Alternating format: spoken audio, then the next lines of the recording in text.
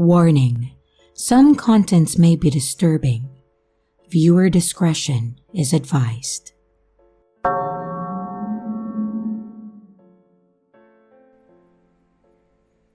Just over 10 years ago, I was dating my first ever girlfriend. We had just gone public and came out to our parents officially. At that time, I was 15 and female, and she was 16 and female if memory serves.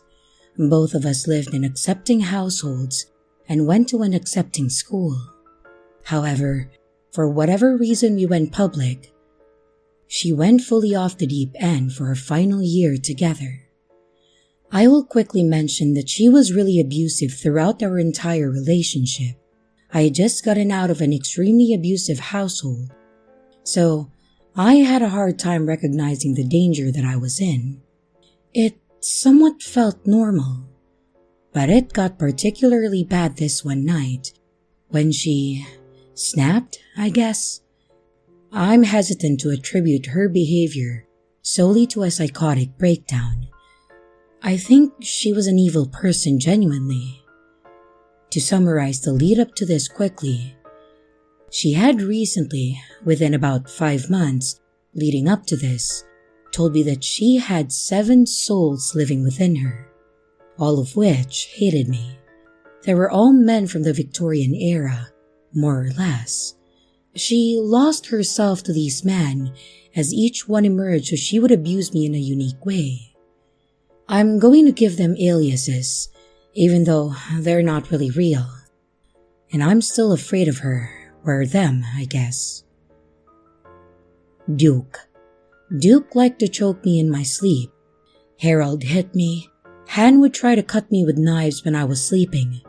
Theo would ignore me or give me silent treatment. Gerald would force himself on me while sleeping. And Tim would pick apart my appearance and bully me. But Alex was the worst, and the entity that I had to deal with the most towards the end. Alex was the present one this evening. He'd play paranormal activity and torment me with the creepiest shit you've ever seen. He would sing in the corner of the room in the dark. He would mutter to himself constantly. He would smile at me while saying things like, "You'll die soon," or "You don't have to fear me when I'm unarmed." He was into knives and sharp things. He never self-harmed, but would try to harm me regularly. He also convinced me that if I ever left him, he would kill me. I was 15, so I believed it. You may be wondering at this point where our parents were in all of this. My parents had just freshly divorced and custody was being settled, so I stayed at my partner's place on the weekends and during some weekdays due to it being safer. Things were so messed up in my own household that it genuinely seemed safer at that time. This is also where my hesitancy comes in with the legitimacy of their psychosis. Whenever their parents were around, they would snap out of it, like literally a light switch. They could turn the crazy off and on like it was nothing, which made me think that they did this with the intention of harming me, not as a cry for help. Fast forward to the afternoon it happened, my final straw. We were downstairs, Alex/my girlfriend and myself were watching TV. Their parents were going to be out for the whole day, and upstairs was their older sibling, who was a complete hermit. They kept to their room with soundproof headphones on. Well, Alex also hated this person for no real reason. I was sitting at the downstairs kitchen table, working on some homework, when I hear Alex start humming in the corner. I turn around and ask if they're okay. They do the creepy smile and nod thing. I went into freeze mode, and then I just went back to my homework while keeping a close but discreet eye on them. It always got bad for me when I reacted, but I had a feeling that they were about to have a violent outburst. They started walking over to the kitchen, still humming, but there was a shake in their voice that I hadn't heard before. I looked up slowly and saw that they were taking a large paring knife out of the knife block. And I remember my adrenaline started to kick in, and I looked around for ways to defend myself. To my surprise, they started walking away from me, not towards me. I watched them walk down the hallway and towards the stairs before they exclaimed, "I'm going to freaking kill you," I presumed to their sibling. Something came over me, and before I knew it, I was booking up the stairs trying to stop them as they started running, knife in hand, up the stairs. I grabbed their pant leg and pulled them down a few steps. We both collapsed as their sibling opened their bedroom door and asked what was going on. Alex at this point turned around and struck me with a knife, leaving a gash on my arm and shoulder, and I retreated back downstairs as they calmly called out to their sibling, "Nothing. I just tripped. I'm okay. Thanks." I ran to the kitchen downstairs, texted my parent to come and get me, and started cleaning and bandaging my arm. Alex returned at this point, and as soon as we made eye contact, they dropped the knife. They walked into the kitchen and sat on the floor and started singing to themselves while rocking back and forth. I was stunned, literally going into shock, and I stared at them, bloody tissues in hand, and informed them that I was done with this bullshit and I was going to wait outside for my parent. They began crying through the song they were singing and still smiling like a maniac. I never went back after that. I broke up with them over the phone about a week later. They sobbed and told me that they'd get rid of their souls and that she still loved me. I didn't listen. I just hung up and that was that. She even dropped out of school, and I literally never saw her again after that. Years later, I found out that she started dating this friend of hers that I was also familiar with as a teenager. Then found out that she was cheating on me with them for the entire time that her and I dated. I tried to feel bad for her for years, but honestly, I'm still healing from the several attempts at my life. It's hard to feel bad for an abuser, let alone an attacker. So thank you for letting me get this out of my chest. I've been in therapy for this recently, and I wanted to share it to kind of reflect on it also. If you have any questions or need clarification, let me know. I left a lot of information out just to keep this short.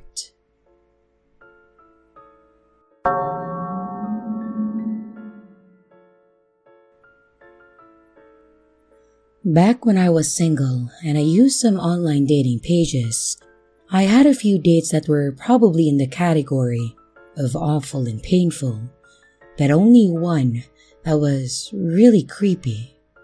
There was one time that I had matched with a girl named Cindy, and we talked for a bit, hit it off, the basic start to a good thing when it comes to dating.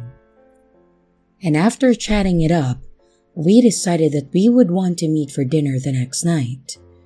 We meet up, and she's exactly as she was in the pictures, and she was incredibly friendly. We had a quick conversation outside the restaurant, and then we went in to get our food. The dinner started out as perfect as it could have, and about 20 minutes in, after we had gotten our drinks and put in our food order, I noticed that there was a woman sitting at a table a few spots down that was glaring at me. At first, I thought she was staring at something behind me, but I was at the wall and there was nothing to stare.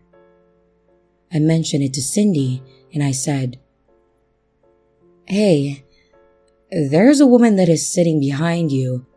She's staring daggers at me right now." She put her hands over her face and said, "Oh God, blonde, long hair, glasses?"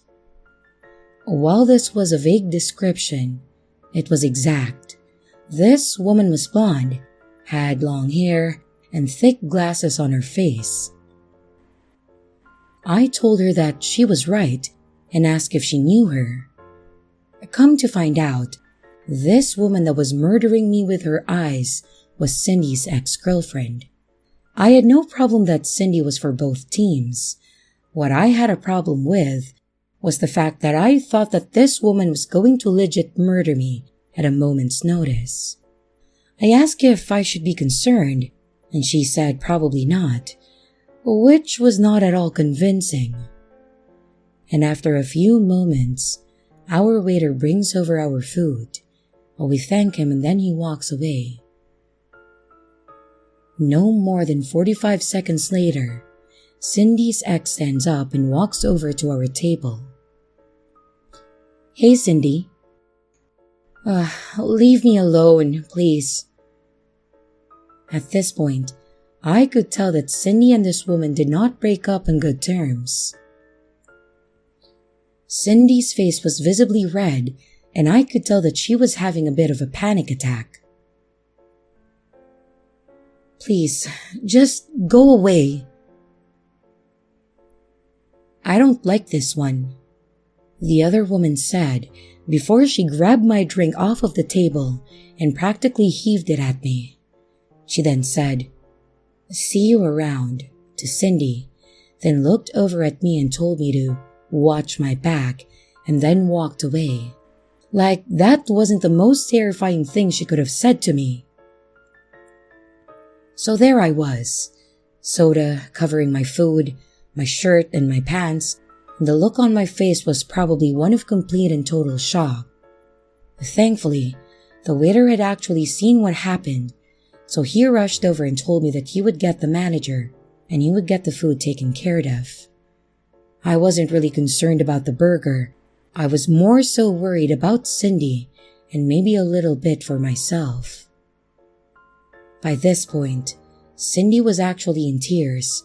I asked her what was up with that woman and if she was actually in any danger. Honestly, I was just trying to gauge the situation and figure out if I needed to call the cops. She then proceeds to tell me that Amanda, the ex, was pretty much a stalker at this point.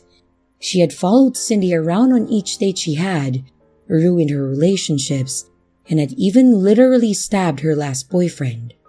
She said that it was only in his hand, and that he was completely alive and fine, but that he had broken up with her after this. She said that every time she thought Amanda was going to be gone for good, she would appear the minute that Cindy tried to move on. The worst part, this has been going on for 2 full years at this point. She said that she'd filed a restraining order, she contacted the police, and nothing was ever being done about it. She said that for some reason, the authorities were taking it lightly and that they weren't really doing much to keep Amanda away. She told me that the stabbing incident had happened over 3 months ago and that she waited this long to see if maybe it would work to get rid of Amanda. Well, it didn't.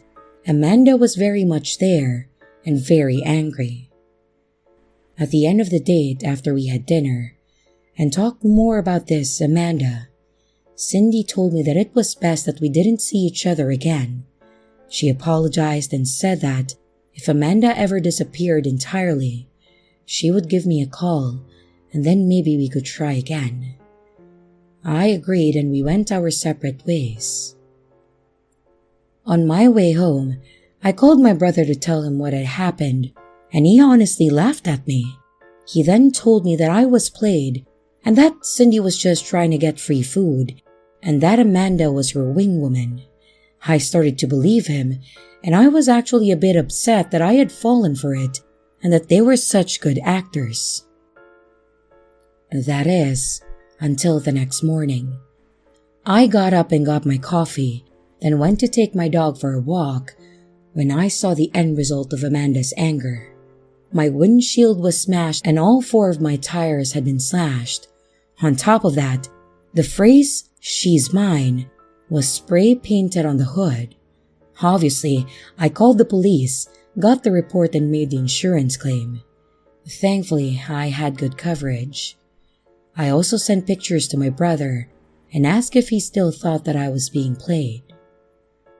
In the end, I never spoke to Cindy again, and I didn't message her to tell her about the damage to my car. I told the police about the night before, but they didn't really seem interested. Every now and then, I start to think about Cindy and I wonder if she's out there, if she's doing okay. I really do worry that Amanda may lose her mind and attack her one day. I guess my final thought: to Amanda, the absolute psychotic ex-girlfriend of Cindy, I hope you and I never meet again.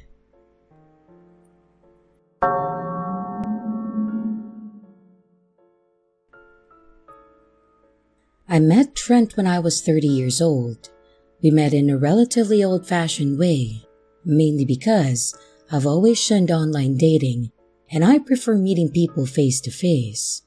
I've always trusted my gut instincts when I met people, and we met at a town dance. I come from one of those country towns where everyone knows each other and there is a strong sense of community out here. While people are suspicious of strangers, they tend to turn a blind eye to bad behavior from people inside the community. It is one of the most frustrating parts of living in a community like this. And despite this, I love my hometown. Trent, it's a nickname by the way, was the cousin to one of the more well-established families in the town.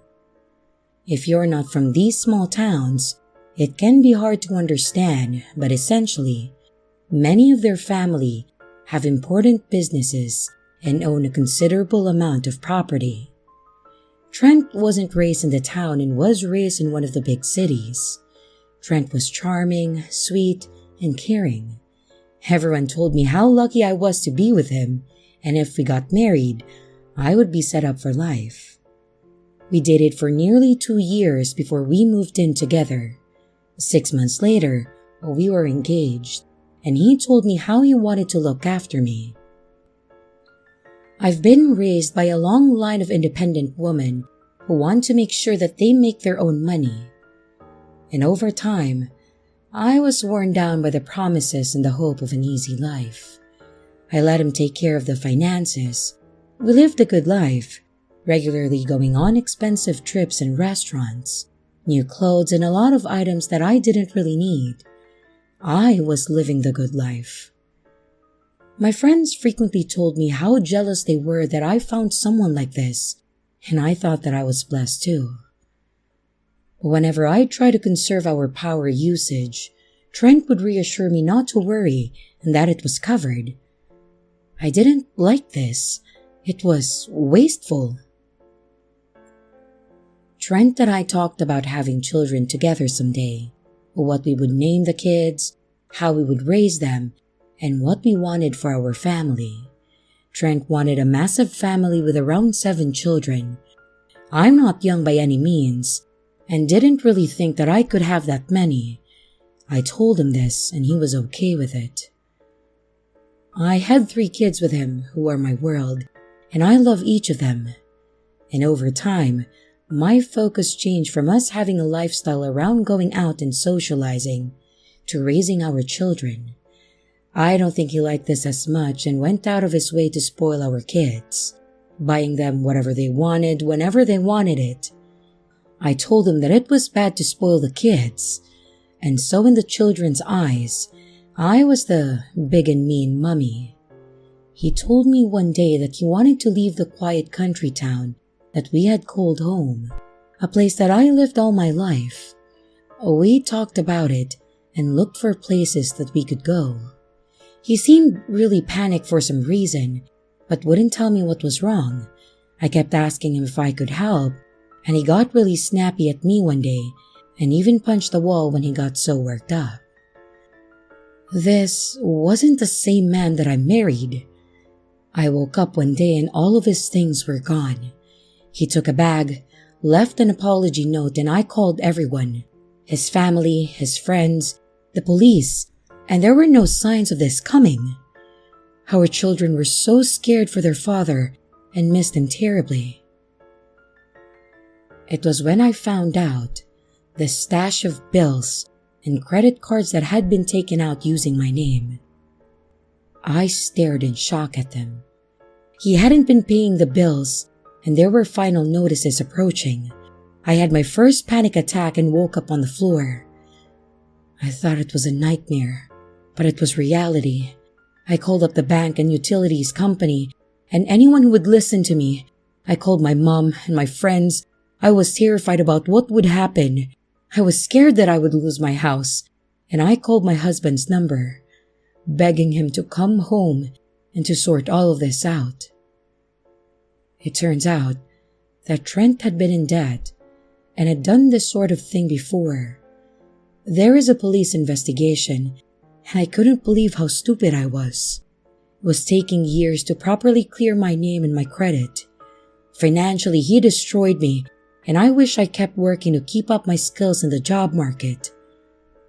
But luckily for me, a family friend heard of my situation and gave me a job, advice, and also a place to stay while things were being sorted. It was hard on the kids. They were used to getting whatever they wanted, and then they had to make do with whatever they had. They asked where their daddy was all this time, and I'd lie to them telling them that he loves them and he would come home someday. I try to look for him on social media when I have spare time. One time I found him, and he was already with another woman.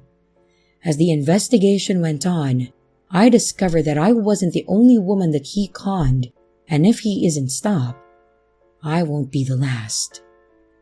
Ever since, I have been trying to repair my life.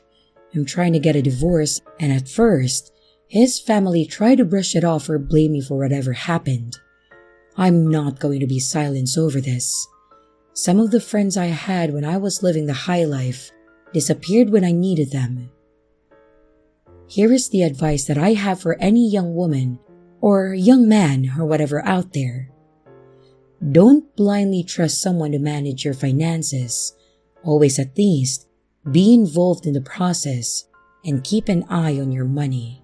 If possible, also keep up with your skills in case something happens where you need to rejoin the workforce. 'Cause I really wish that I did.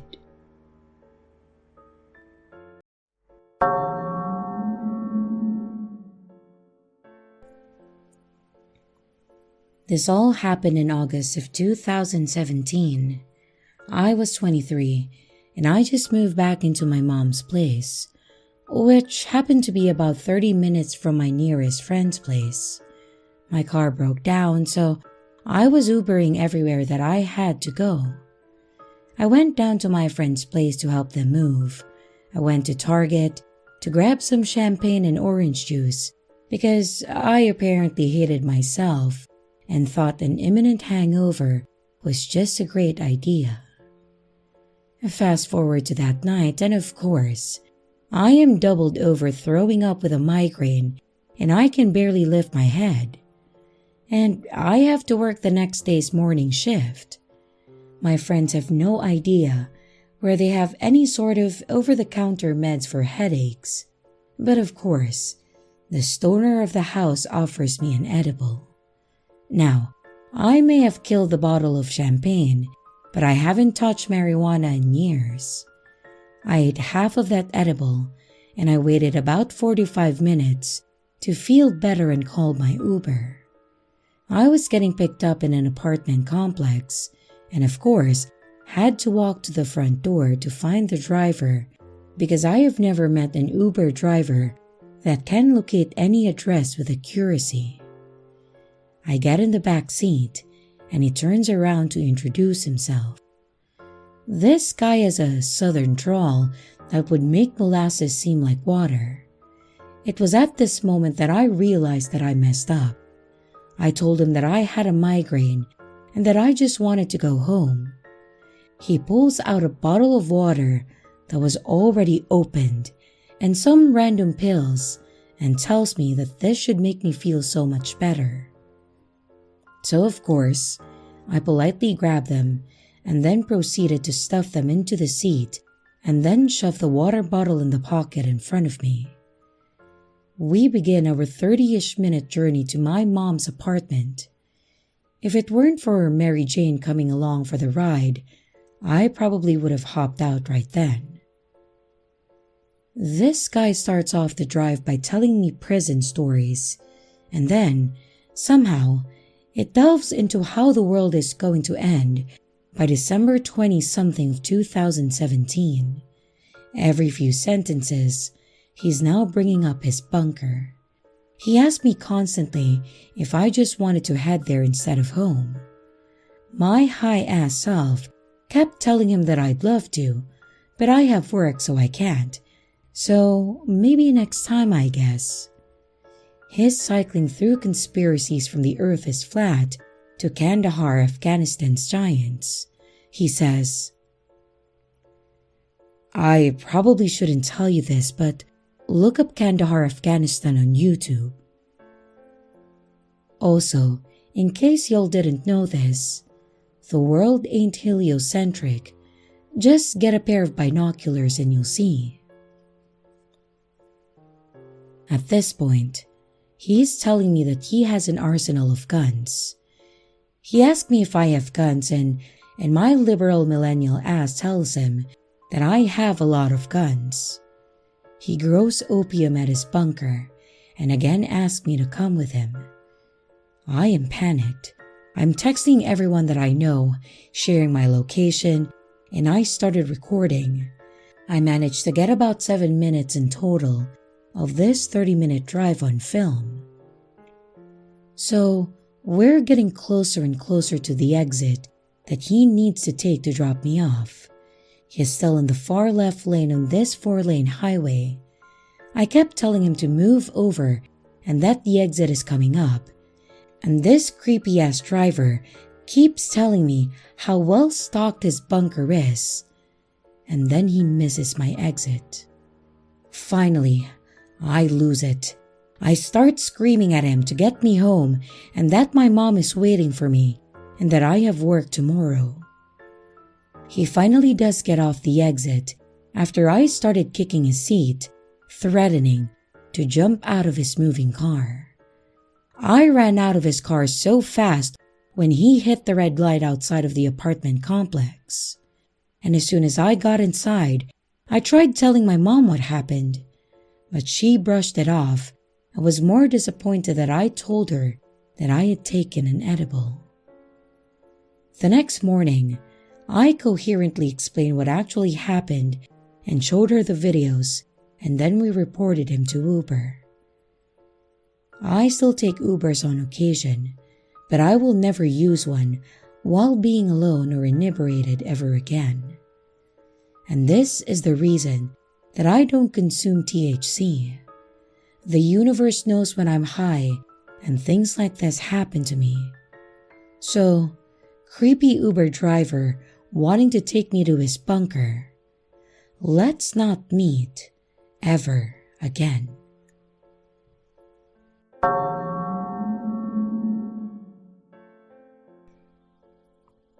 I, a 21-year-old female, had just started applying for a college in my area, and I needed to go on campus to take my test for my classes.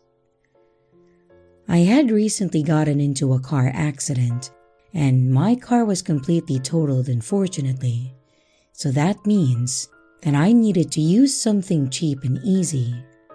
Uber and Lyft are my go-tos in this sort of situation. However, unfortunately, Uber is the more expensive one between the two. In both apps, you're able to put up a profile photo to help the drivers identify you easier. So I use this feature. This is important to remember as I am white, but in the photo, I looked a little tan because of the lighting. Growing up, I was always told to be wary and safe when I went out in public. With that in mind, I can remember the driver was an older gentleman in his 60s around, I think. My apartment complex can be difficult to navigate since the GPS doesn't like to take you to the right building. I opted to use the text feature on the app just to help my driver find my building easier. And he read it. Keep this in mind. Once he found me, I got in, and he began the usual niceties that you have when you meet a stranger. He asked me if I was Hispanic, to which I replied no and that I'm white. He suddenly became quite talkative and started complimenting me a lot for not getting upset. The ride was about 10 minutes, and within that time span, he asked me if I was married or had any kids, if I had a boyfriend, whether or not that I lived alone, and if I had any pets. I'm typically very alert when I'm alone with someone, and this started setting off some bells in my head. I was vague and honest with my answers, which could have gotten me in trouble. And once our ride ends, he told me that since I was such a nice girl, that he would buy my lunch. He gave me $20 and tried to continue talking to me while I was getting out of the car. I took the $20 because I truly needed it and I was afraid to make him angry, but I wasn't interested in continuing this conversation with this older guy. After I finished my test, my proctor pulled me aside and gave me a piece of paper with my phone number on it. Turns out, it was my Lyft driver's phone number. He tried to enter the building and talk to me while I was taking my test, and thankfully, my proctor had my back and had to get the campus police officer to escort him off the property since he wouldn't leave. I never saw him again, and fortunately, I had already given him a good rating, so I continued to get him on occasion. I always canceled that ride as soon as I realized that it was him. I never reported it because I was afraid of causing waves, but if I get him again, I'll be sure to report him. I'm not sure if that would hold up anymore, since it was already a few months ago.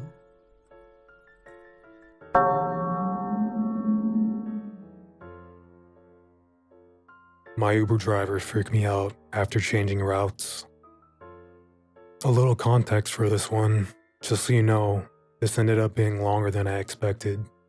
I'm a 32-year-old female. I live in a country where women get murdered in staggering numbers. About 10 to 11 are killed daily, according to statistics, and most of these murders go unpunished. Hell, many don't even get investigated by police. These murders range from domestic abuse to random abductions. For example, several women have been abducted in regular taxis and services like Uber, and then their bodies turn up abandoned with signs of rape and sexual abuse. As for my story, I usually get around town in my own car, but I've used Uber on multiple occasions. This is not Uber bashing, by the way. Most times it is a safe and reliable service, which is why I use it. And I try not to be paranoid despite the stories of women that have gone missing this way. Anyway, this means that every woman I know has thought about what they would do if they found themselves in this situation. Stuff like being on the phone with someone the whole ride, not falling asleep no matter how tired/drunk you are, sharing your location through another app, assessing whether jumping out of a moving car is worth the risk, and even carrying weapons. I carry a pocket knife, and I learned how to use it. Survivors have told stories of their driver going quiet, turning off the app, and changing routes to streets they don't recognize. They try to pass it off as just taking shortcuts. That being said, one day after work, I had to take a taxi home, and I scheduled an Uber as usual. The car rolled up, the make and model matched, the plates matched, and the driver looked like the photo. So far, so good. I climbed inside the car, greeted the driver, and immediately shared my live location with my hubby, letting him know I was on the way. As an extra precaution, I always check the locks can be disengaged by hand, and bonus points to cars with windows that can be cranked down manually.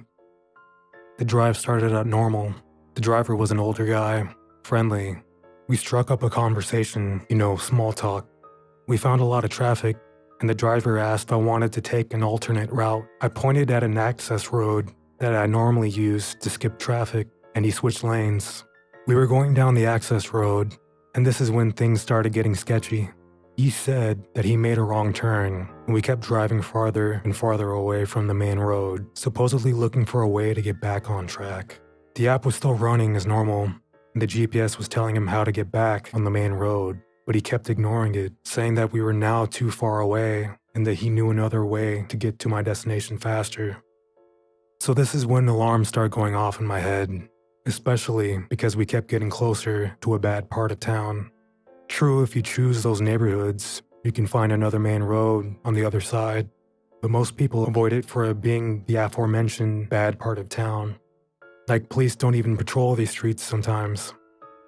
As he drives deeper into the neighborhood, he notices I'm tensing up. Truth is, I was debating whether I should reach for my knife or if I was being super paranoid, and the driver was honestly just trying to get to the other main road. So he starts telling me about the neighborhood, that I shouldn't be scared, that it was dangerous, but that good people live there. Honestly, I wasn't so worried about the people living in the neighborhood as it was about this guy taking the scenic route. So I started talking too about how I was aware there was a road that crossed to the other side and that I knew exactly where I was. The conversation at some point turned to his daughter, who was college-aged, and I kept making as many parallels as I could between that girl and myself, hand on my pocket knife by this point, the other hand ready to unbuckle the seatbelt, while I kept an eye on the map to make sure we were getting closer to the other main road. And thankfully, we were. I did not begin to relax until I started recognizing where we were. We did eventually make it to my own neighborhood, and I made him stop a block before reaching my house. Didn't want the guy to know where I actually lived, and I skipped out of there as fast as I could.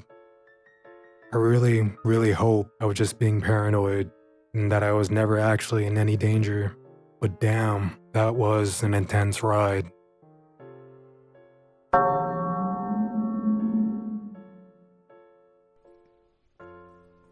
This is not my story, but my husband's, and it happened to him about a decade ago.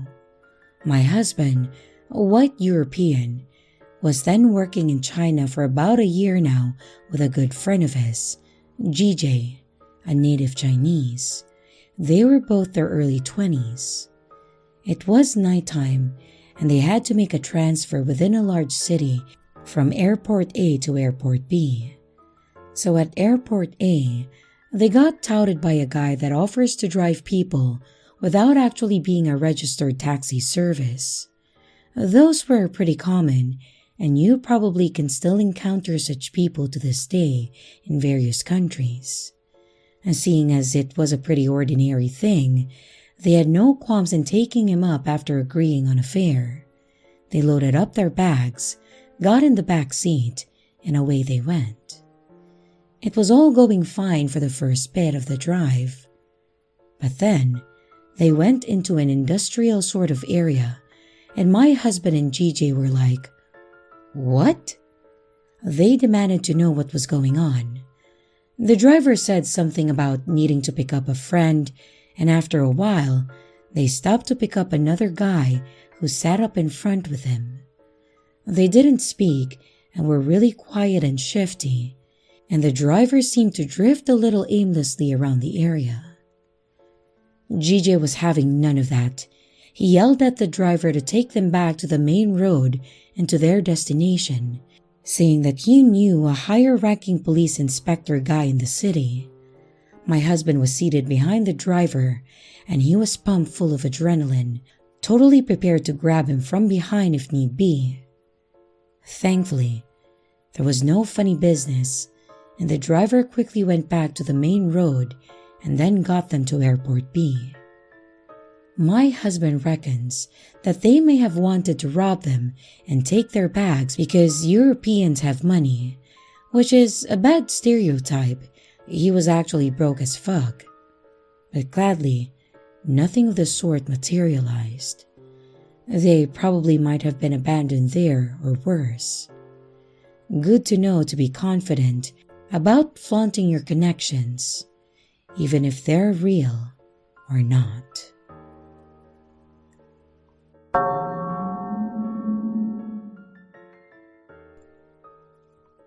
I've worked in restaurants for almost 10 years, so I'm accustomed to getting out late.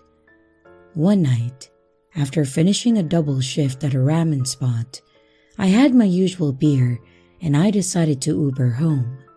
My Uber arrived and I checked the plate and all, and the gentleman confirmed my name. I spent half of the ride almost dozing off. As the ride progressed, I noticed the driver kept staring at me through the mirror. Never said a single word, no expression, just a blank stare. I figured exhaustion and the beer had gotten the best of me, and he was probably staring because he thought that I was drunk. And later on, I also noticed that he had taken a different highway and that we were making our way through Rikers Island. It was a route that I wasn't accustomed to, but he had his ways open, and I figured that he was trying to take some sort of shortcut. We kept getting further into Rikers Island, and the area had become full of trees and construction machines, neon cones, and also cracked cement. And then he came to a sudden stop. "My car just broke. Get out and call a new Uber." I was confused. There hadn't been any indication that a tire had popped or it had ran out of gas or etc. I go out, and before I ask anything, he stepped on the gas and then sped off, with the car perfectly fine. Alone by a construction zone, I started freaking out, and then I called another Uber. When he arrives, his first question was why I was in the middle of nowhere, especially that it was so late. It was around 1 a.m. at this point. I told him about the Uber driver, and he urged me to report it.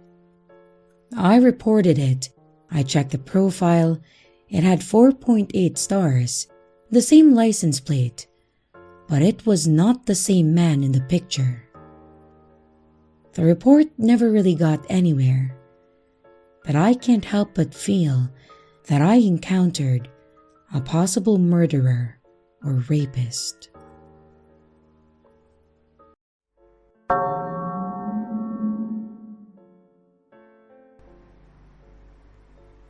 When my sister and I were younger, we were left at home by ourselves a lot. My parents split up, and my mom had custody of us.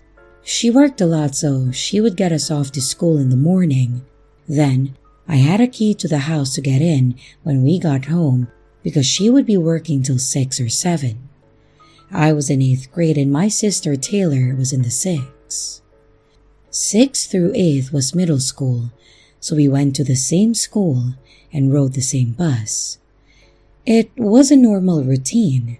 We would get home, call mom on the home phone to let her know that we made it, finish our homework before she got home, and then we would have the rest of the time to do whatever. After homework, we would watch TV, play in our room, or sometimes call the neighbor kid over to hang out. The neighborhood was pretty great growing up. There were tons of kids around to play with, and older people that were always willing to pay you to rake their leaves or shovel snow. When we were younger, one of the ladies used to come over and watch us. I told my mom that I was old enough to handle myself and Taylor, so she slowly let me do so. She'd let me stay home if she had to take Taylor to an appointment, or let us both stay home if she had to run to the store. This school year, though, she started letting us go home alone, which had been really great. She said that as long as she never heard us complaining about the other when she got home and our homework was done, then she would let us continue doing this. Taylor and I always made sure to work things out before she got home so we didn't lose such a privilege of being home alone. One day, after calling my mom, she told me that she was going to be running a little behind, but that she'd call when she was on her way home. 7 o'clock rolled around, and she called saying that it was going to be a little longer than she thought, so she was going to order pizza for us. After discussing our options and arguing over toppings, the order was placed. She told me when they arrived to get the food since it was already paid for and tipped, and then we should close the door and lock it again. We were not to open the door for anyone but her unless she calls and tells us someone is supposed to be coming over. So we sat watching TV and waiting when the doorbell rang. I really thought nothing more than it must be the pizza guy because it was late and Mom said that no one else was supposed to be coming over. But to my surprise though, when I opened the door, it was 3 guys all wearing bandanas over the bottom part of the face and immediately rushing in and shutting the door behind them. I remember screaming and Taylor seeing everything and started crying. One of the guys tried putting his hand over my mouth and the other one ran to Taylor, shushing her as she tried to climb to the back of the couch. She wouldn't go towards the guy and I tried my best to keep the one by me off of me. When the 3rd guy pulled the gun out, he said that if we didn't keep quiet and do what he said, he would shoot us and wait for my mom to get home and shoot her too. Taylor started sobbing and I tried to quiet her from the door. And once the gun guy was satisfied, he asked us where the basement was and made me lead them to it. The gun guy told the other 2 to take us downstairs and figure out how to secure us. We walked downstairs, Taylor still crying, as he led us over to a pole behind the stairs where water drained from. I think it came from a bathroom upstairs.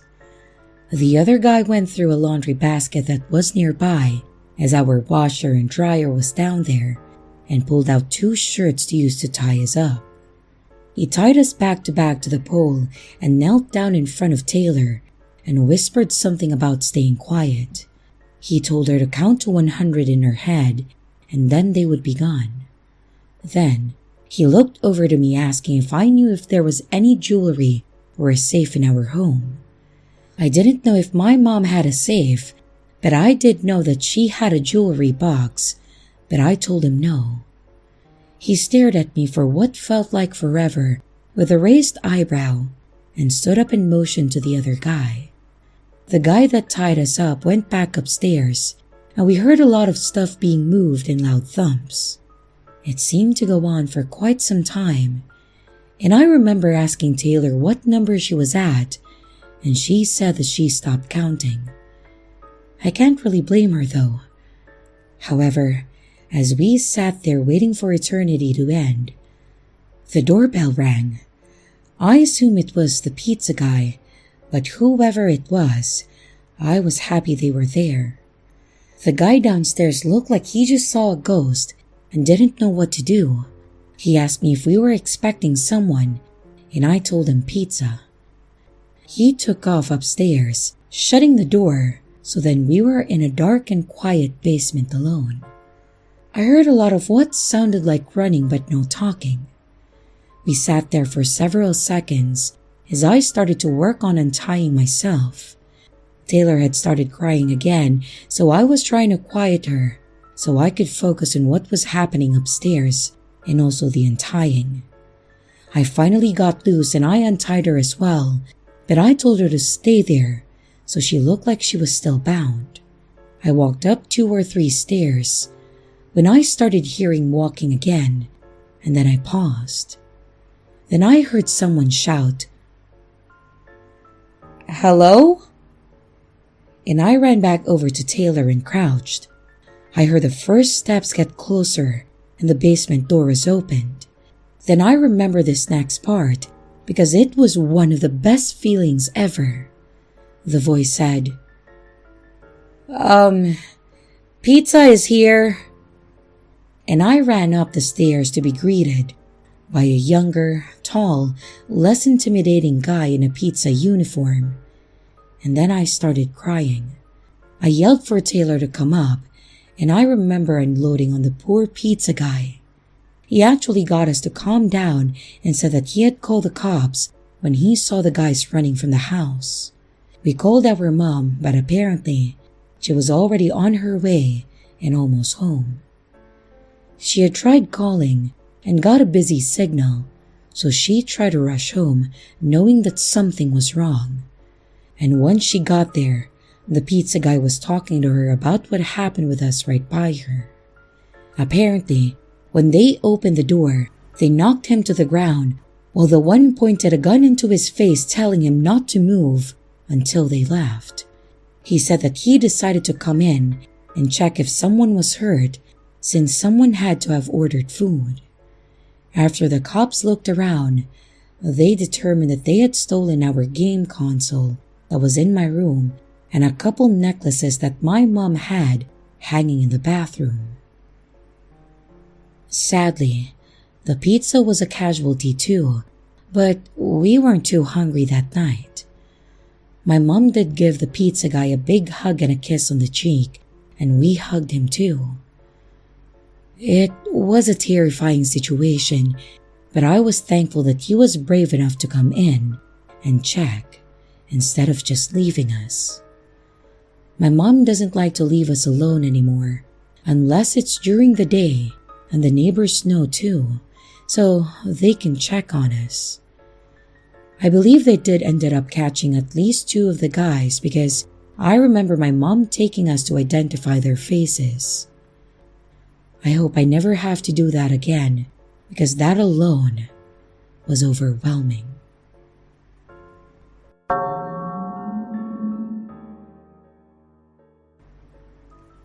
Right after graduating high school, I dipped from my mom's place. I just couldn't stand the guy she dated or had around, and she didn't seem to care how much I felt, so I was done. I had saved up most of my money while I was working in school, and I got myself a cheap car, so I didn't have to rely on her. Then, the weekend after I graduated, I got as much of my stuff in my car that I could, and then I left. I still talked to my mom, so I knew the rest of my stuff would be okay there, but I just really needed out. For the first few years, I lived with friends or cousins, and I just kept most of my stuff in my car. A few months before my 20th birthday, I had a friend offer to get an actual place together, so it would be in both of our names. I agreed, and then soon after, we got a nice little duplex that was perfect for us. It was a 2-bedroom with a full basement. We ended up turning the basement into a party and gaming room. He had an Xbox set up down there, his computer, and even a stereo system. We ended up finding a foosball table that we brought home and put down there and made some makeshift ping pong table. It was a nice little place to hang out, and I really loved it. We got to know the neighbors, and a few of them were younger couples around us with kids. There was a guy that lived with his on and off again girlfriend across the street that had come over a few times that we got to know. Then, there was a guy in the duplex attached to us. It was a guy probably in his late 30s. He usually kept to himself. Like, he may nod or smile at us if we were outside, but that was it. However, he did have his share of guests. Most of them showed up with hats and sunglasses on and never acknowledged anyone. They always immediately went inside. There were other times where it would really be late at night and we would see a car's headlight pull in and sit there till our neighbor ran out to the car. They would exchange something and then run back in. We could piece things together after a few of his visitors, but nothing ever happened over there, and he also never bothered us. It just became more of a minding our own business and never thought much else about it. A little over a year later, we renewed our lease and were getting ready to have a party for my 21st birthday. I remember us going to get snacks and drinks. My friend was 22, so he bought the drinks, of course. And we were just having one hell of a party. We probably had a dozen people over. Downstairs, out back, in the living room. It was a great time. I know, I drank a lot, but I was home, so once I was done, I passed out in my room. Later that night, I started to hear a lot of thumping that sounded like it was coming from the next door. The wall that my bed is against is the joined wall of our neighbors, so we can hear a lot when you're in the bedrooms and sometimes the living room. I was pretty out of it, of course, but I remember waking up to use the restroom. When I came back, that's when I started hearing all the sounds.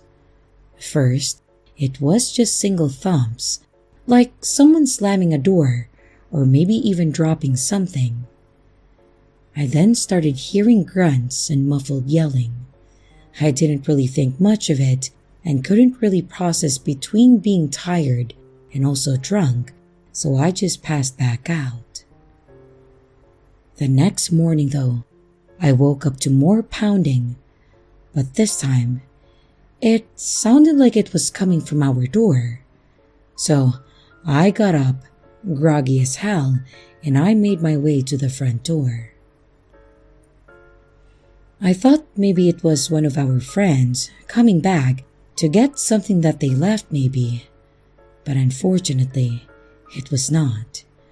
I opened to see two cops standing at my door. They introduced themselves and vaguely explained at first that there was an ongoing investigation and said that they had some questions. I offered to let them in, but they stayed near the entry. They asked me if I was home last night, and when I told them that I was, as well as several others for a party, they asked if anyone else was in the house.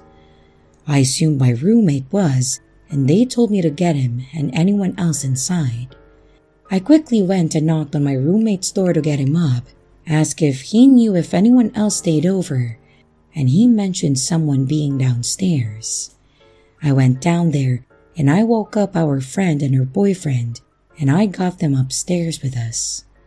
The cops then had us all go outside and asked to search the place. With our guests back at their car, my roommate and I asked what was going on.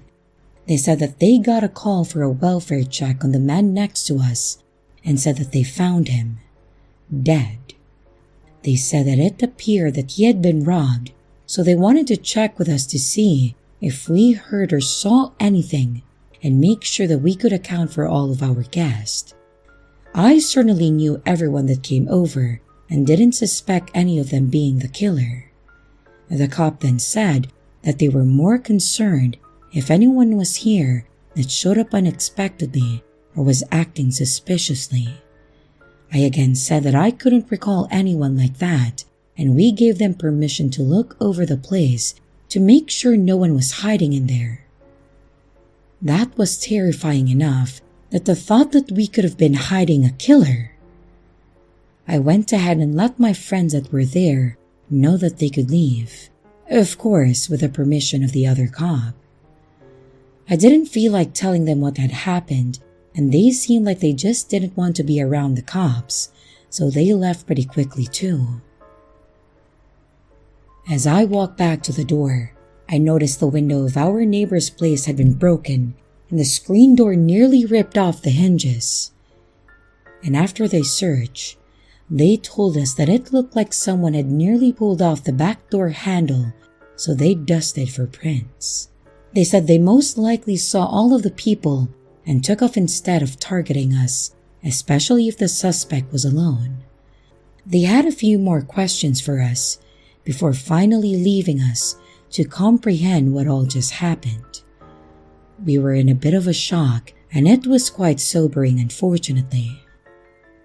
I think it was the following day we had a news fan drive by taking pictures and recording, which was weird, till we saw it on the news that night. They were talking about our neighbor. They said that he had been strangled and found by police after his sister tried calling multiple times and not getting an answer. My friend thinks that since he was a seller or maybe a user, that he was targeted and probably robbed for whatever he may have had. The fact that they tried us did worry me a bit. Was their plan to make sure that we didn't talk or maybe see anything? Was it just a robbery gone bad? Did he think that he would hang out at our party and just blend in? It was a bit worrisome at night. Sometimes, wondering if they would come back till the news reported that they had arrested someone in relation to this case, so that definitely made me feel better. I think the place sat empty for several months before we got a new neighbor. It was an older couple, which put a damper on our parties, but at least we knew that they probably wouldn't have shady guests around.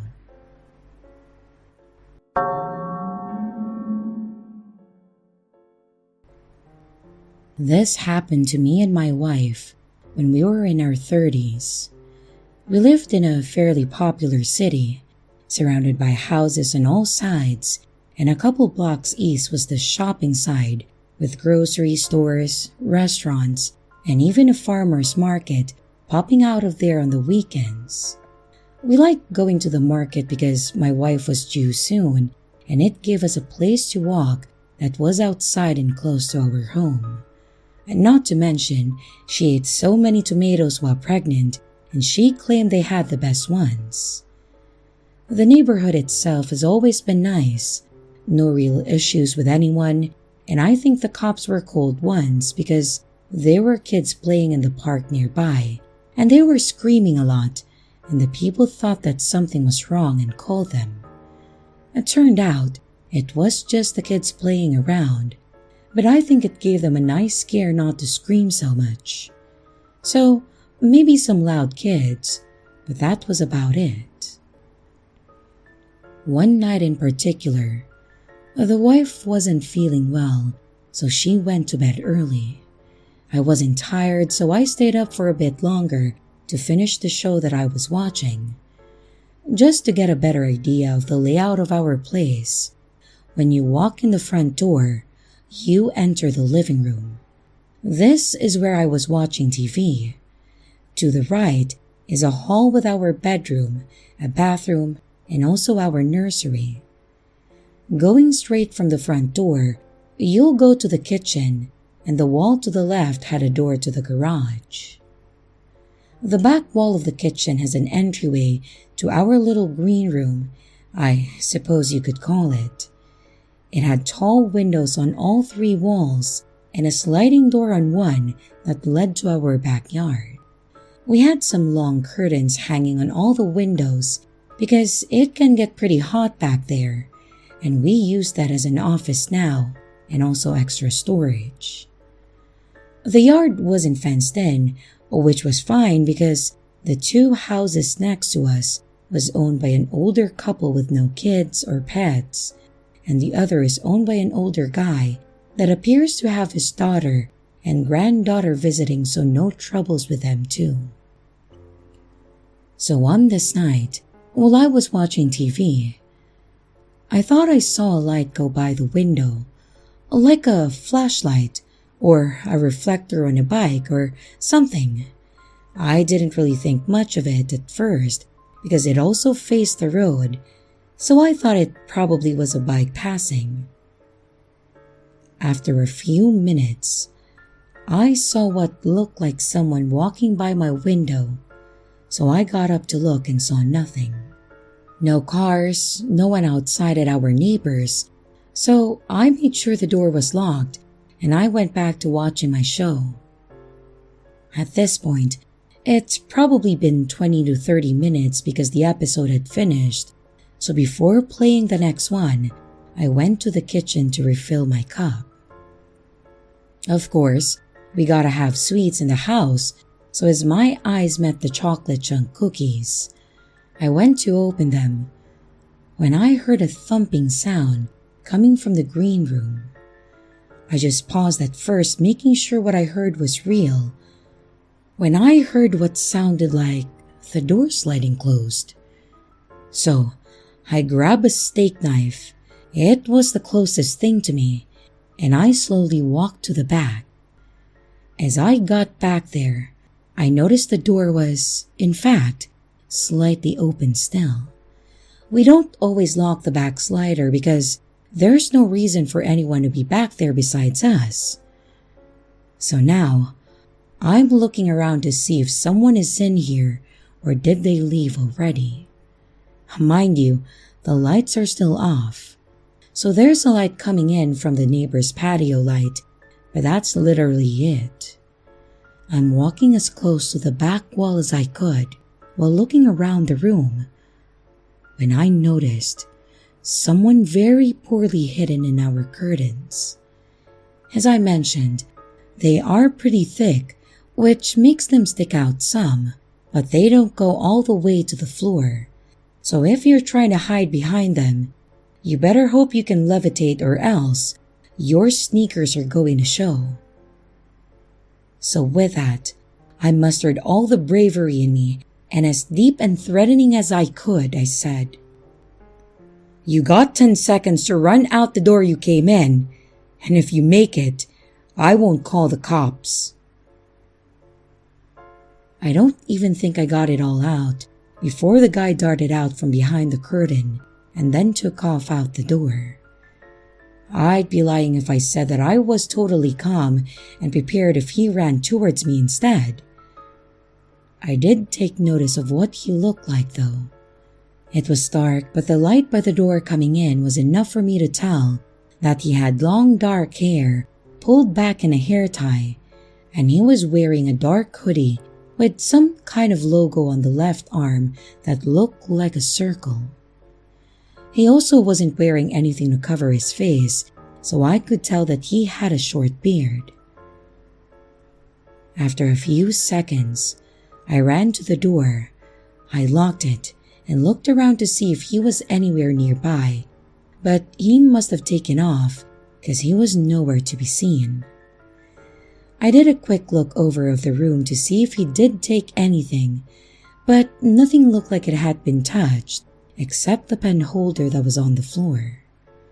I assumed that that was probably the thump that I heard earlier. I don't think he had the time to even consider taking anything yet. I closed all the curtains in there in the living room. I checked any windows just to make sure they were closed and locked, and then I went to check on my wife, who, based on her snoring, had been out the whole time.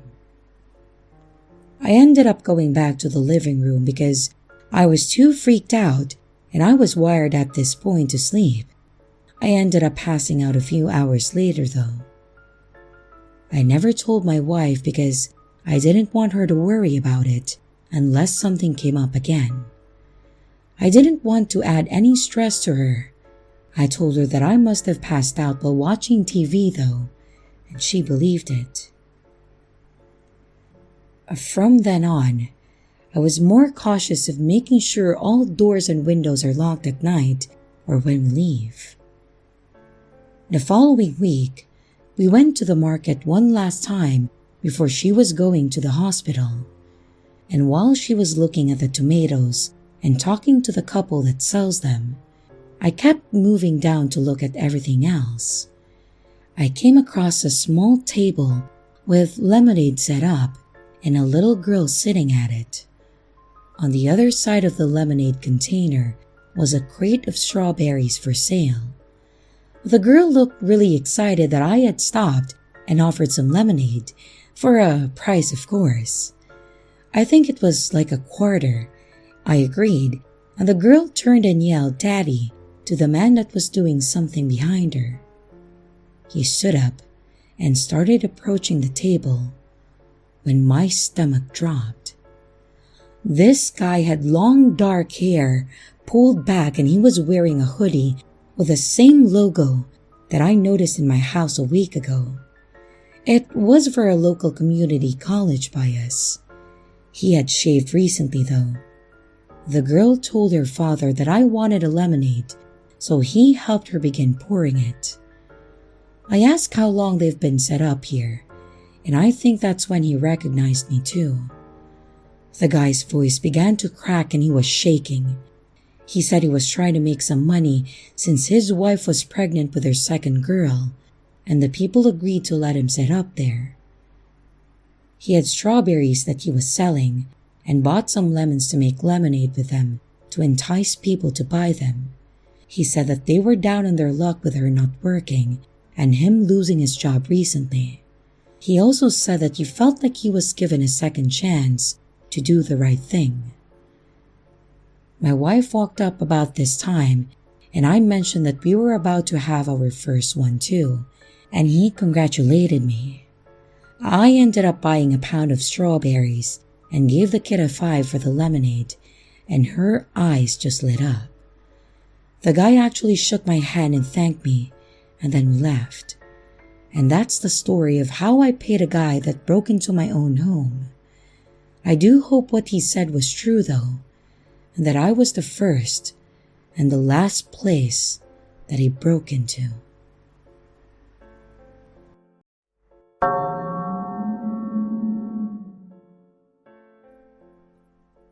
My camping story comes from a time when I was actually still a child, probably around 12 years old at the absolute oldest. Back when I was young, my dad wanted me to get into hunting. He was a hunter, his dad was a hunter, and so on. Me, I never really had the drive to kill an animal, even for food, and while I understand that he was trying to instill a sense of survivalism in me, and trying to teach me what I would have to do if society collapsed, I am now 47, and society has yet to collapse. At this point, if it did, I'd probably just accept it and live off cans of Spam for a few months before I succumb to the elements. Well, those were completely irrelevant to the story. My apologies. Anyways, this story took place on a hunting trip that my dad had set up for myself and him during the summer break of that year. He had planned to take me out to a hunting ground that he used to hunt on and that his friend owned. The plan was that we would sit up there and find the hunting tower and just wait for the deer to come along and then shoot them. Pretty much the standard hunting trip, really. We got all of our gear together and we headed out early in the morning to get to the spot where he and I would be setting up the tents. I packed more than I needed, mostly because I was the kind of kid that would throw a fit about having to wear the same pants for days in a row, and we were supposed to be out for the whole weekend. After luggaging everything into the truck, double-checking to make sure that we had our tents and all our camping equipment, I got in the car, and to be completely honest with you, I fell asleep as soon as the tires hit the asphalt. I knew he drove for an hour or two, and then I woke up to the feeling of the truck going off the road and onto the gravel or dirt paths. He pulled up to the spot where we were supposed to be at, and he asked if I was excited. I told him that I was, and despite the fact that I was barely cognizant. We grabbed our tents and all of our gear and whatnot. Then I asked him where we were supposed to set up our tents. Well, much to my dismay, he tells me that we have to hike about 10 minutes to get close to the lookout tower. I remember the look on his face when I stared daggers at him. He laughed his ass off, and then we started our trek into the woods. After about 10 minutes or so, he pointed to where the tower was and told me that that was where we would be the next morning when we actually started hunting. Then he told me to set up the tents. Yes, plural. I asked what he was going to be doing, and he said that he was going to scout the area and see what was around. Then he dropped his tent and told me that he would be back in a little bit. At first, I was pissed that he was making me do all the work, but I went to it. I set up his tent first to be nice, and then I started struggling with mine. After having a difficult time with it and saying words that my dad would have swatted me for, I finally got them both set up and got our gear in their respective tents. After that, I actually got in mine and went back to sleep. I wasn't asleep that long, probably 15 minutes or so, and I was woken up by my dad shouting my name close by. I quietly responded saying, "Yeah, Dad, I'm in my tent," and then put my head back down. Then I was shaken awake by my dad opening my tent and telling me that I needed to get up now. I asked what was going on, thinking at first that he was just messing with me. But the look on his face quickly told me that he wasn't joking. I got up and I exited my tent, and he told me that we needed to leave immediately. I told him that we just got here and asked why we needed to go, and he told me to come with him to the truck so we could leave. I asked about our camping gear, and he basically told me to shut up and do what he told me to do. Being 12, I wasn't going to argue with him any more than I had. So at this point, my dad had dragged me away from the campground, left all of our gear out there, and was in a hurry to leave. So the only thing I could think to do was ask what was wrong. He didn't respond at first, but when I asked again, he once again told me to stop asking questions, and then he just kept driving. Obviously, I was annoyed, but I just sat there and stared out the window and pouted. I got even more confused when he pulled into a police station and then told me to stay in the car. I was going to ask why, but he was quick to get up and run up to the station before I could. I just continued to sit there and stare at nothing in particular. Then after about 10 minutes, he ran back out and we got back on the road. But this time, a cop cruiser was following us. And before I could ask anything, he literally told me to keep my mouth shut and not ask any more questions at all. He pulled back up to the spot where our gear was and told me to stay put. Then, he and the officer started off in the forest. Again, I was 12, and it was the late 80s, and I was not about to just sit there and do nothing bored out of my mind. Honestly, I kind of wish I had. I waited for a few minutes, and then followed behind my dad and the officer, just far enough that I knew where they were, but was distant enough to have them probably not notice me. I followed them for a bit, and then they stopped, and my dad and the officer were standing by a broken fence line. Basically, it looked like someone had knocked down the post to a barbed wire fence, and it hadn't been replaced yet.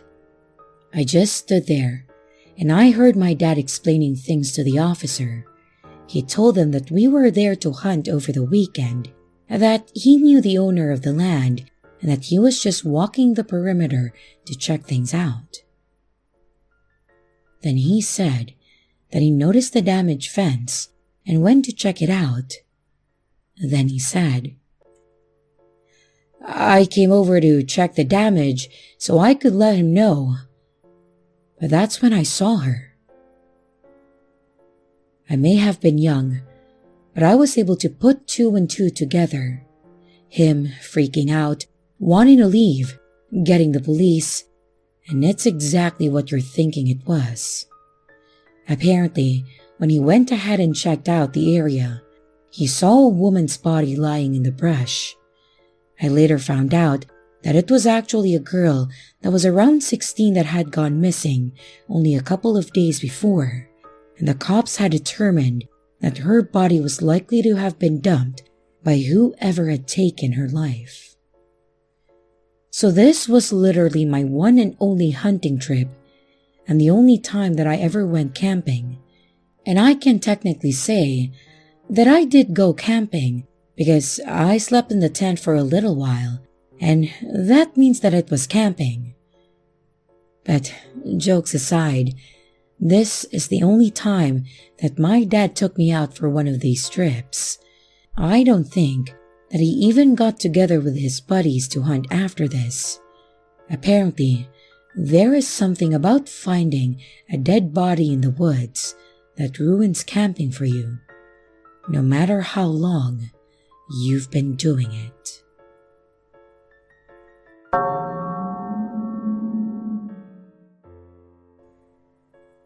My friends and I often went camping in the summer in a remote place in Kentucky. It was a small, unknown area that you could easily miss, especially if you're not looking for it. This was great for us because that meant there was never anyone around to bother us and throw off our fun. Sometimes, we would invite a new person or our partners to join us, but that was it.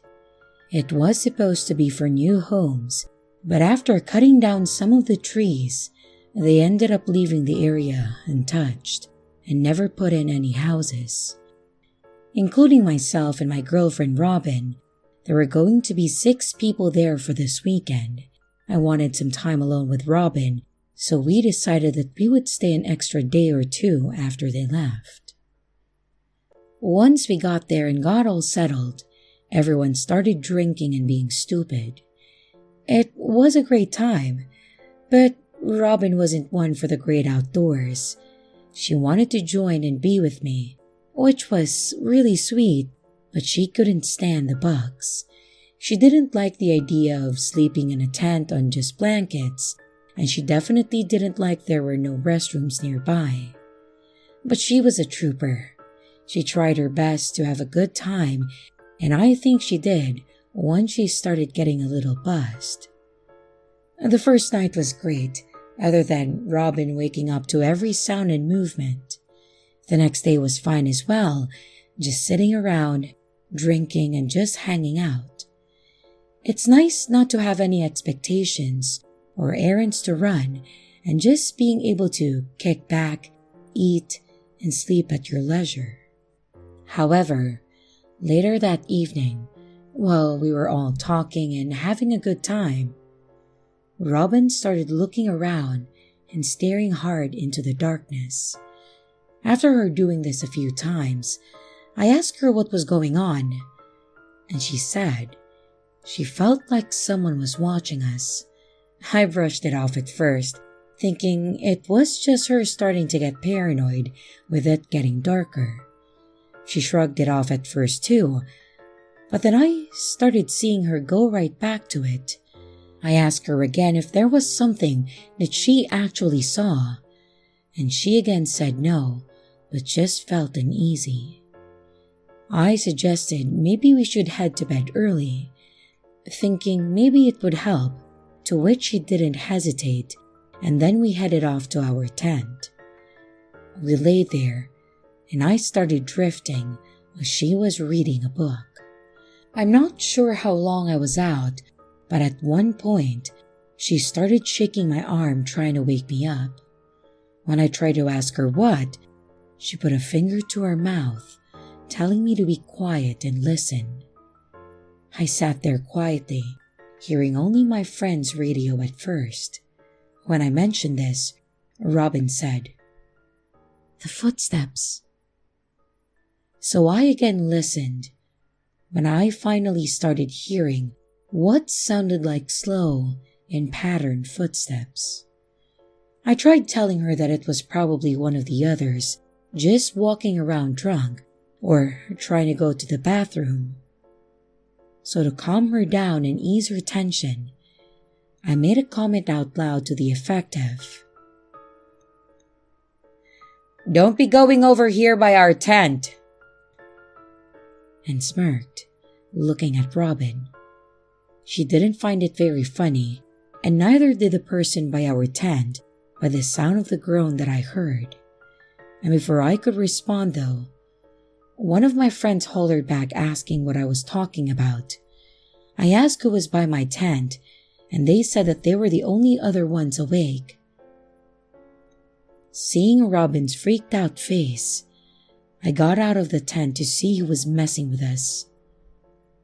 That's when I confirmed that my friend was right. He started getting out of his tent too, and we both looked over behind my tent. And to my shock, it was an older guy. He had long matted hair that looked like it hadn't been brushed in years. His face was covered in what looked like dirt and also scabs. He was wearing boxers, a t-shirt, and slippers. Again, this was a remote area and there aren't any businesses or homes nearby, so I have no idea where this guy came from. Not knowing what to do, I just looked at him and said,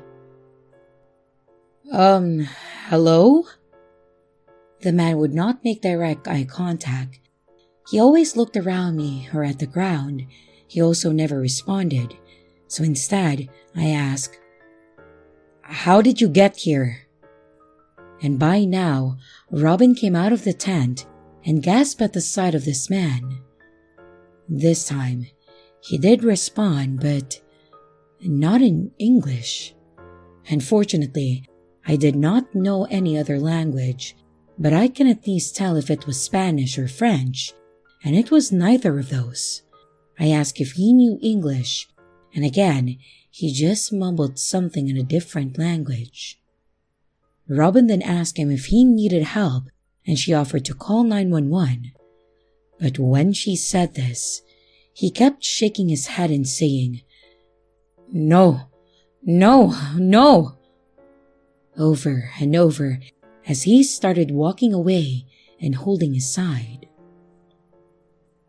Robin tried shouting out to him, but he kept saying no and something else and walked away into the night. I thought it was definitely bizarre and had no idea how this man in his condition had even got there. She said we should probably call someone in case that he got out somewhere and had something wrong with him. My friend didn't like this idea since we could get in trouble for trespassing. We had all been drinking, so there was no way that we were safe to even drive. So I calmed Robin down and told her that we will just leave with them tomorrow instead of staying longer, and that we would just call the police on our way out so they can come and look for him, to which she agreed. The next morning, we got up, had a little breakfast, and started packing to head home. The rest of the group was taking a bit longer to leave, but Robin was so anxious to see if she could find this guy before we left. So we started driving around to see if we could find him, but no luck. The area wasn't that big, but we still didn't see him. Thinking he probably wandered off somewhere else, Robin was upset, but she understood that there wasn't anything else that we could do. So we headed back over to our friends and helped as the last of them left. Nothing really came out of the situation until a few days later. Robin had come over to my place and immediately pulled up a news article. It was about a body that was found close to where we were camping. It was an older guy in his 60s that had been stabbed and bled out. I don't remember the name anymore, but what I do remember was that he was Swedish. Then, they also showed a picture of the victim. It was the same guy that we saw while we were camping, but just in better health. That also explained the different language that he was speaking. It was pretty heartbreaking. This guy was standing right in front of us, probably holding his side from the stabbing, and he didn't want us to call the police. But why? And to top it all off, the suspect was still wanted. Was the killer nearby? Did he walk by like this guy did while we were asleep? Robin ended up going to the police and talking to them. I couldn't blame her. She has too kind of a heart, which made it even worse on her, knowing that we didn't do anything. I don't know if they ever caught the suspect, but I sure hope so. For everyone's safety, and so that man can be at peace.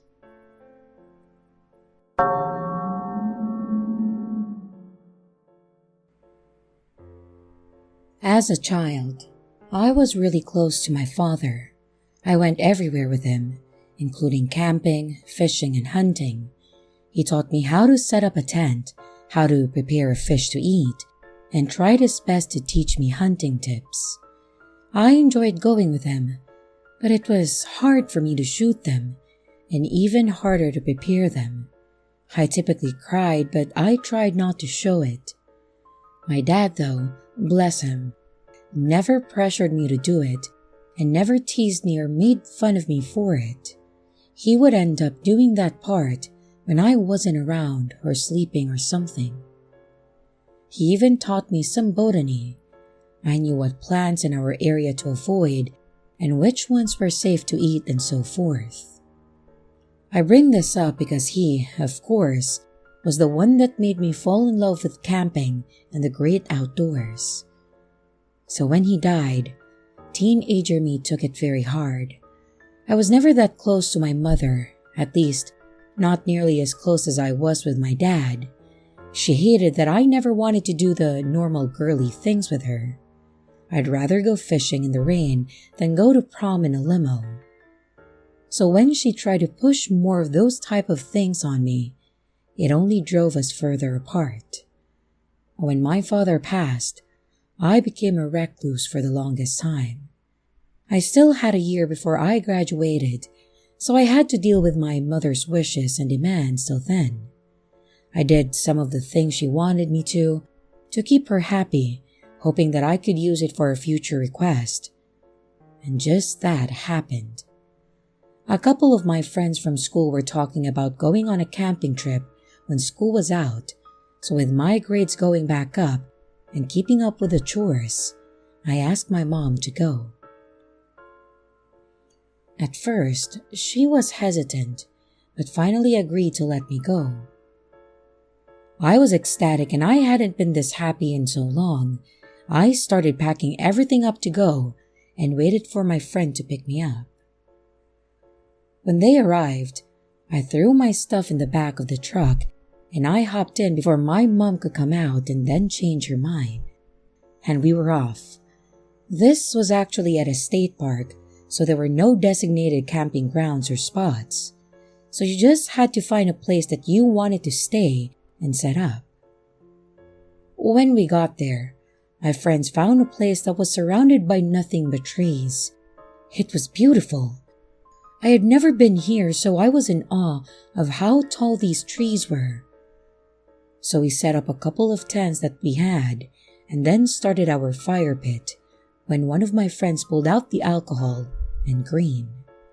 Yes, I know we shouldn't have, but I for one didn't realize that they had brought it, and I had also been in a dark place since my father died, so I made some bad choices that day. But overall, it was a great night and a much-needed getaway. We enjoyed ourselves that night, and I actually ended up passing out on a blanket by the fire. The next morning, I ended up waking up before everyone else, but I didn't want to wait around.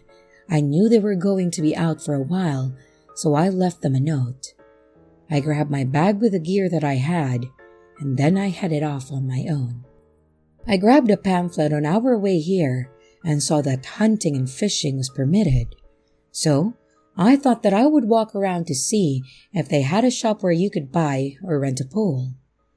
Well, no luck finding a place, but I did get to the beautiful lake and got to watch another kid learn to fish for a bit. It was getting too depressing for me though, so I just decided to keep moving. I saw a tree on the other side of the lake, though that stood a bit taller than the rest and was slightly darker. Something told me that I needed to go over here, so that's where I headed. As I get closer, I noticed there was a placard in front of the tree that explained what type it was, and also how it got there and etc. But what caught my attention was the border behind it. A few feet behind the tree lines was a small cheap fence separating us from what appeared to be a field that had a lot of dead plants, debris, and the sort, as well as a sign warning of bears. Of course, Curiosity got the best of me, and while no one was looking, I tossed my bag, then jumped over the fence. I cautiously made my way through the forbidden land while watching to make sure that no one spotted me. I finally got far enough away that I couldn't make out any people or the starting line, so I started exploring. Along the way, I was stopped by a horrible smell. Hunting with my dad so many times, I knew exactly what it was too. And no surprise though, as it is a forest, wildlife is bound to die or become prey, so I just continued on my way. The smell, however, was getting stronger, so I assumed that I was probably approaching it. I wasn't ready to turn back yet, so I just hoped that I didn't end up disturbing something in the process. The good news was that nothing was there to put me in danger, but the bad news was that I found the source of the smell. It looked like it was a coyote. I know this may be too much for some, but it looked like it had been cut open, like it was being cleaned or prepped by a hunter. The problem was, it hadn't been touched, other than the cut on its abdomen. Who would hunt a coyote of all animals, and who would just leave it like this? I thought it was weird, but I just carried along the way. After several feet and the smell starting to dissipate, I lightened up a bit and I continued to explore. Not long after though, I came across a bunch of tree branches and rotten broken logs. I started looking through it to see if there was anything of interest in the pieces. When I noticed something of it was wet, I thought it was just sap or water maybe, until I got closer and wiped a piece along the ground with my shoe. It was blood, and as mentioned, it was still wet like it was fresh. This kind of put me on edge after seeing the coyote earlier. I had no idea what this was from or what caused it, but stupid me still wanted to continue on. Further along, I ended up smelling decay again, but this time, it was much worse. I ended up pulling my button up over my nose to try and mask the smell. With what I had already seen, I was determined to find out what was causing this. There was a small ditch that I had to pass over, and on the other side, the grass was even taller. I was about 5'5" at that time, and it went up to about my knees. As I started going over the ditch, I noticed another dead animal in the water. It again looked like a small coyote or a fox. This one was harder to tell by the condition it was in, so I quickly jumped over and walked along the side of the ditch. A few feet away, there was an opening in the grass like someone else had walked through it. What better time to pass through it, right? I could see in the distance, though, what looked like a very old tent, so I thought that I'd make my way toward it, cautiously. Along the way, I started to spot blood again. This time, it looked like a trail, like something was being dragged, and as I got closer to the tent, the smell almost became unbearable. I pulled myself together and made the final steps to this tent. However, it was not a tent. It looked like a tarp that was thrown over a low-hanging branch. I don't know if that was done on purpose or if someone was staying in it, but that was the least of my fears. In front of this tent was another tarp, spread out on the ground, being held down by 4 or 5 carcasses of coyotes, foxes, and a wild hog. These, however, were not looking like they were hunted, in the sense to take home. They were mutilated. There was also one that had been, attached to a tree. Its head was missing, hanging upside down, and even worse, it looked like it was done with some kind of spear. But the part that astounded me even more was how high up it was. The spear was out of my reach. How tall was this person that did this? And why would they do this? And was it even a person? With a combination of alcohol, the heat, and the fear, I ended up getting sick, and I quickly tried to get out of there. I didn't want whatever it was out there to find me. I did find my way back by a close route. That way, I didn't have to see or smell any of that again.